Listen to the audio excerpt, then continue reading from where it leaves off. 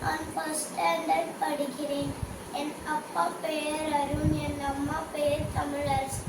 Aavin management இதிலிருந்து ஒரு திருக்குறளை நான் பாட போறேன். மாறுபாடி இல்லா உண்டி, மருத்துவனின் கூறுபாடி இல்லை உயிருக்கு. மாறுபாடி இல்லாத உண்டி, மருத்துவனின் கூறுபாடி இல்லை உயிருக்கு. இயற்கை தந்த உணவே இன்னுயிர் காக்குமே.